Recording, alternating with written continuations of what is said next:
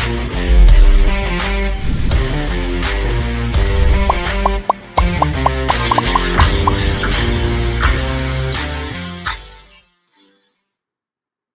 everybody, welcome back to Trick Tracker special show in the air with me, Nivedna Prabhu. We are here, of course, to be discussing the first test match, day 2. There were some Tagde performances from Team India. Of course, we'll get talking about that one-man show of Jadeja as well. But what did you think of day 2? Let me know in the comment section below. Let's take a quick look at the scorecard. Let's find out on day 2 where both these teams have left off. Sri Lanka, of course, trailing by 466 runs. Yahan pe Jadeja's fine knock of that 175 not out of 228 balls. Of course, Lakmal getting 2 for 90 and Dimut Karunaratne on the other hand 28 out of 71 and Ravichandran Ashwin getting that breakthrough for India right now for 2 for 21. This is of course day 2 jahan pe stumps pe hua hai. This is where of course these two teams are at the moment quite a mammoth of a score for India in terms of 574 that they did put up. Now, will Sri Lanka manage to kind of, slowly race towards that finishing line? And what is going to be happening? What can we potentially see in this first test match? To find out all of that, let me bring on my cricket guests on the show, both Gauri as well as Pratay joining me in the studio. Gauri, I'll come to you first. What did you really think about, day 2 of this clash between India and Sri Lanka? I think it was a splendid game. I think बहुत ही अच्छा शुरुआत मिला India को जिस हिसाब से इतनी lead close to inching close to 600 runs. I think that was a great milestone for India. Obviously playing on a home series you definitely want have as many runs as you want, but given that situations आपको favour करती रहती है. आपका 7th number का batter इतना ज्यादा अच्छी तरह से खेल रहा है. That's obviously wonderful thing for team India. आप शुरू से जब स्कोर कार्ड देखते हो तो you see 50 odd runs, something 50-45 runs, and then moving to Pant, he obviously missed his well deserved century. Then you move to Jaddu and number 7 batter, bringing 175 runs for India, and that too, when the innings were declared, he could have been easily got his 200 runs. I mean, it was his maiden double ton, but in team scores, we had to declare and all that stuff. But I think 175 and not out, that was a splendid show from Jadeja. And given that he's an all-rounder and such a great all-rounder, he showed his tactics from ball as well, because the game is just not the end for Jadeja when he's having a bat in hand. When it came to India's bowling, even then he was a star for us. So I think it couldn't have been a greater day for India. I would like to know if everybody's trying to dial Sanjay Manjrekar's number at the moment, because we all do sword celebration towards the end of it. But on the other hand, quite a fitting tribute. With the fact that, of course, the cricketing world is still digesting the news of Shane Warne. But Shane Warne is the very same person who identified, Jadeja's talent way back in 2008 when they were playing for Rajasthan Royals and said, he's a rock star in the making. And indeed, what a fitting tribute with his performance, in the test format, which is what even Pratay was speaking in our match today morning, talking about the fact that what better way to kind of have, this tribute for Shane Warne than a great day of test cricket. Pratay, I'll come to you. We'll also take a look at Jadeja's performance as well as Ravichandran Ashwin's performance. And over to you, Pratay. What did you think? How can you summarize this for us today? Well, great day indeed, I would say. But yes, depends on which side you are looking from. Because if you are in the Indian camp, of course, it's the greatest of day. If you are in the Sri Lankan camp, of course, you're not in the best of space because they're entirely on the back foot. And of course, the reason for that, the one man right in front of us, Ravindra Jadeja, first of all, with that knock. And then, of course, the all-round capabilities that he has. I mean, striking on the very second ball of his spell and getting out the skipper of the opponents. Of course, I mean, it has been a great day for him. Yeah, I mean, it's a little disappointing. Everyone was wanting for him to get to that double century. A little bit questionable, the declaration timing for me as well, because it wasn't the case that you were in the 4th day or the 5th day and you had a test match to win. It was just the second day and the second session of that. So probably, and the mood he was batting in, I don't think it would have taken him more than 15-20 minutes to score off those 25 runs. I think he should have gotten there. I mean, had he been dismissed, I mean, that's a different thing. That's, of course, a possibility. He could have gotten out, but he should have gotten that chance. But nonetheless, not looking at what he could not do, those 25 runs, but looking at what he managed to do, 175, a sensational lock again, splendid as always. And I think that this is, again, I mean, he has once again given a chance and he has again auditioned so beautifully and again gone on to show that why is he your all format player and why can you never keep him out? I mean, apart from an injury, there is no reason why you would want to sit out Ravindra Jadeja. And what stands out for me is his ability to do this so often, so regularly with both in both the departments, and rather all three departments, because he is someone who also does contribute in the field.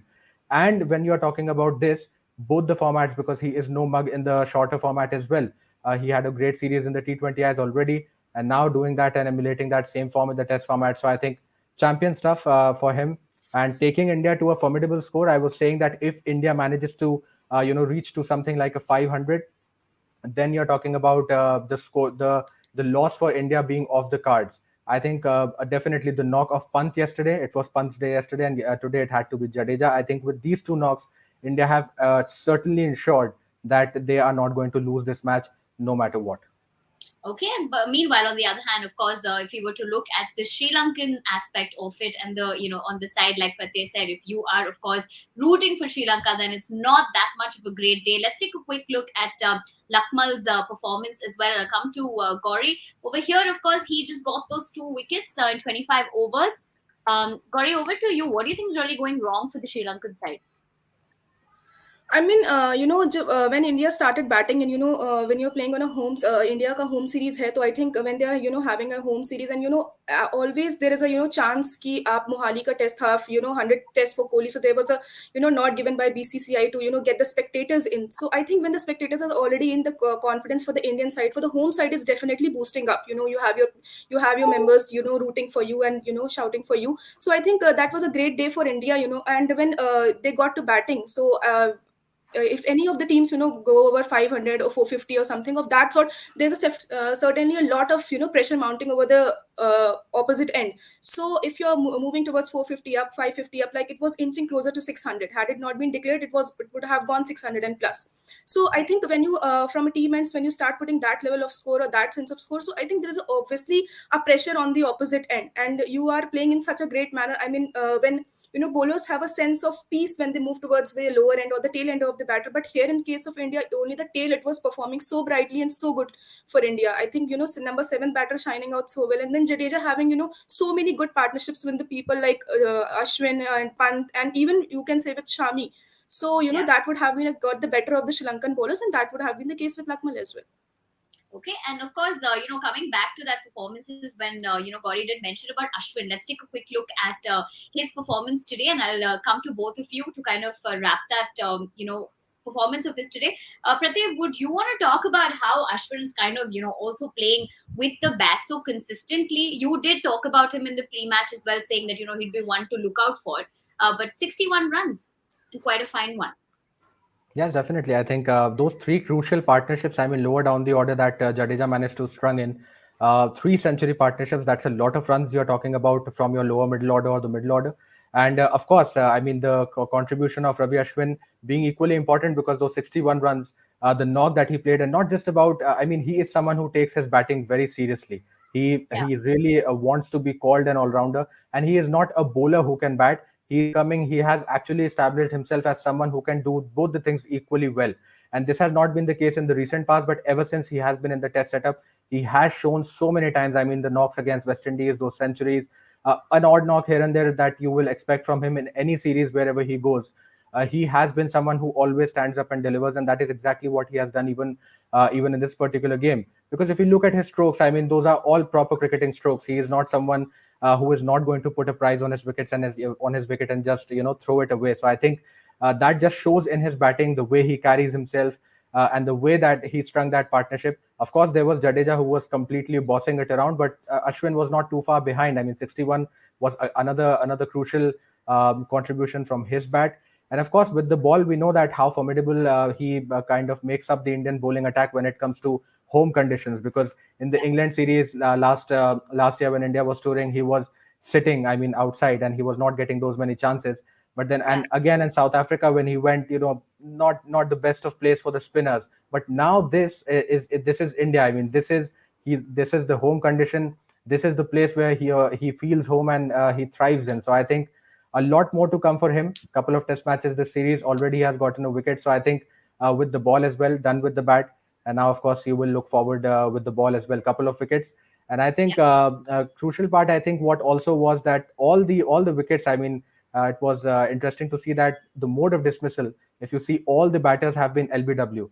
So I think already the spinners making the ball talk, And the better part about this bowling attack, I mean, not just Ashwin for that matter, is that the variety that India has. I mean, if you look the kind of skill sets that each bowler will bring onto the table, they are so distinct and so unique in their own sense that it's very difficult for the opponents to kind of get settled against these Indian bowlers, because all the time you have to face a different sort of challenge. There is Jadeja, who is a little quicker through the air. He will challenge you in a different sense.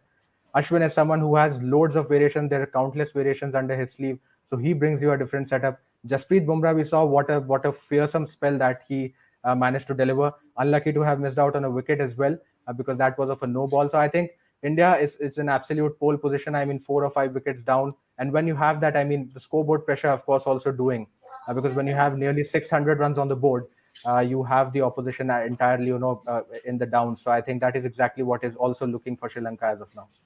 You make an interesting point about the Indian bowling lineup. Gauri, I'll come to you on this. Gautam Gambhir did have that statement. Of course, he was talking about Rohit Sharma's captaincy in the test format. But he went on to say it won't be much, of a challenge for Rohit, because the outgoing skipper, Virat, did, phenomenal, job with setting up India's bowling.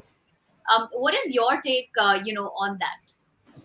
I mean, definitely agree with Rohit's statement on that, because till the time Virat was, having the leadership of the Indian setup, he was doing a lot of things for Indian that have been gone noticed on various occasions. We can even say that. So, like winning overseas and all that, bowling was not counted as a strength. One of the strengths of India, batting was always, having a front foot when we talked of India's strength. But given the way he has handled all the Indian setup in last 5 years or so, I think bowling has gone way too up. Like when you're moving to the overseas conditions, we have started winning so many bilateral series under Kohli, and so many overseas series as well. So I think the bowling has definitely gone notch up in Kohli's tenure. So I think you definitely have to Lord Kohli for bringing that change for India, that revolution for India, where India now has been seen as a bowling superpower also, along with that batting, of course.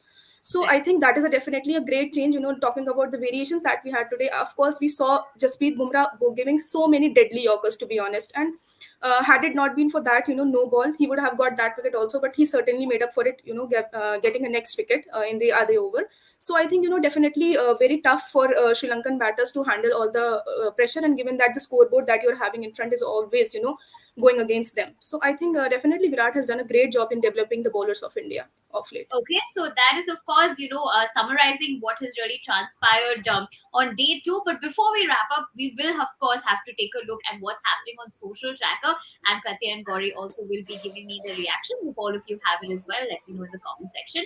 If you could take a look, yahan pe record alert, highest score at number 7. We have Jadeja right there on top. If I'm not mistaken, that should be 175. Someone can correct me if I'm wrong. Yeah. Yeah, okay, so that should be 175. out. Okay, moving on to the next. Okay, we have another one, beauty of the sport, where of course Virat is getting that guard of honor for, of course, his achievement of that 100 test match. RCB having tweeted, warrior mode on. Ravindra Jadeja brings up his second century in test match cricket. Well played, rockstar. BCCI, this is of course both the teams went on to have a minute silence today, which was observed before the start of play on day 2 of the first test for Rodney Marsh as well as Shane Warne, which was today yesterday. The Indian cricket team were also seen wearing black armbands today. 50 for Ravichandran Ashwin is what RCB has tweeted. He gets to his 12th half century in test. Well played. Well, that summarizes day 2 for us quite aptly. Like we were talking on day 1, Rishabh, we thought it couldn't get better than this. And then we had Jadeja come in. And then we also had Ashwin putting up that fine knock. But before we wrap up, Pratya, what can we expect on day 3? And what can we actually anticipate? And what do you think the result of the first test match is? See, right now it's pretty much in India's favor. I mean, there's not much that you can give to Sri Lanka after that kind of a performance that they have, because even the amount of wickets that they have lost after that much, if you are trailing by 575 odd, you have to have someone you have to have a Jadeja like knock in your innings to kind of negate that. And so far, no one has actually managed to do that. And most importantly, they have lost many of the crucial wickets, because of all of them top order batters are already back in the hut. So I think definitely with the backs against the wall, I would not be too surprised if actually, because now the pitch has started to deteriorate a little bit more. We did not see as much of an uneven bounce yesterday, but Yeah. today, I mean, the puff of dust was a little bit there. There was some balls that balls that even kept a little bit low. So with all of that increasing, I would not be surprised if actually India. It's a little too far fetched right now because there are 16 wickets to be taken. But I would not be surprised if India actually manages to even win this by an innings, because there's still a lot that Sri Lanka needs to do. And of course, I mean, even if you're talking about the follow-on score, even that is pretty far. So from the Sri Lankan perspective, they have to have a big partnership, something like a 150 odd. Without that, they are not even getting anywhere close to that total of India. Okay, that is of course our prediction from the Crick Tracker Studios. Now, what is going to pan out? Well, for that we will of course have to wait and watch of all the action off the field. You of course have to stay tuned to Crick Tracker. We will be back once again to be discussing everything to do with the first Test match between India and Sri Lanka. Until then, I want to thank both my guests and all of you for joining me. We will see you on the other side very soon.